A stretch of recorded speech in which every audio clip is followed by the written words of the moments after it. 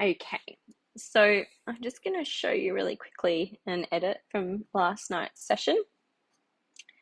I'm going to do a color edit. I've already slightly edited this image overnight anyway because I was loving it. And you can even see the little bits of dust around her head, which is so cute. But I'm going to leave her brother in this image. So when we start editing, we always look at the first two things, which is your white balance and your exposure. So we want to set those prior to applying a preset, basically.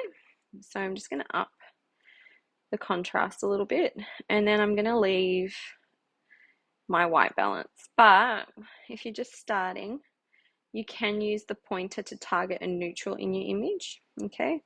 For me, that's too rich. You can bring down slightly. And I bring my magenta down. So skin tones is really important in imagery. I think that's what attracts me to a photographer. So we'll just show you how like presets aren't necessarily a one-stop shop kind of fix it all, you know.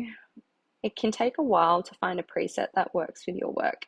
And recently I've come into the idea that you don't have to use one single type of preset, basically. But we'll do a quick edit. I'm going to go with Meadow because I'm liking Meadow at the moment. I like the true greens, which is really nice. So I'm going to bring the highlights down slightly for this preset. And maybe the white slightly too. A little bit. Shadow slightly up so we can see that little face. And I'm going to bring the vibrance up as well. All right, perfect. I'm going to have a look at the tone curve as well. I won't play with the lights too much. And then I'm going to up the masking, up the detail and all the sharpening, and even slightly on the luminance as well, just for a little bit of extra creaminess. Now, the other thing we can look at is calibration. So sometimes that just takes us slight amounts of reds and things like that out of an image. I might up the orange slightly because I like that more creamy skin tone, and take down the red slightly. So that's a really fast edit. I like that Teddy's kind of in the middle of the image. You could crop it off more with the pathway going up as well as an additional option. And then we might even edit this one again. So I've already edited this one and I did a completely different edit. I used a black mist filter for this as well to give it kind of that movie vibe. And I applied a filmic edit from the Daydreamer pack.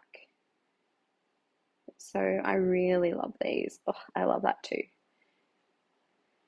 So I like the 1970s one. Just it's super, super, super nostalgic. Love it. It is very orange, so I bring it down slightly. Lift those shadows up a little bit more, and I'm even going to bring down my colors because it's so warm. Up the orange, a little bit more, masking. And then we're also going to put the lens corrections on as well. Might even up the green. Why not? A little bit more green. And I might even take the reds out slightly. There we go. So I'm happy with that. I think that's really cool. I would love my own family photos like that. So it's a bit cinematic, vibey.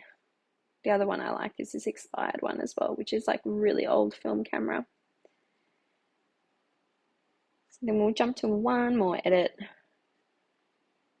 So I've played around with these two as well.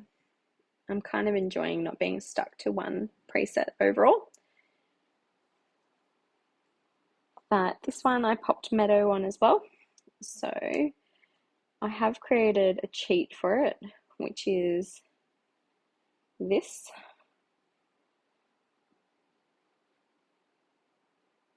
which is slightly cooler to what it was before, and that's okay. So again, we'll just up the Kelvin slightly. Might bring the highlights down a little bit and the shadows as well, because it's such an intimate little image of this little girl and her mum. I love it.